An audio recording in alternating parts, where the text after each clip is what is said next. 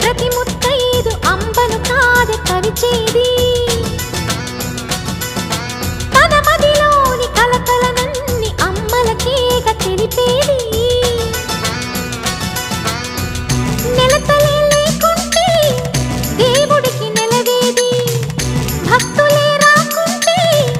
గుడికి ఇక వెలుగేది దయతోటి కుంకుమ పూలు అక్షింతలు మనమంతా ఇవ్వాలి తన తాళి నిలపాలి తాళి కాచి ముత్తైదా ఎల్లమ్మ ఎల్లమ్మ పోదామా ఎల్లమ్మ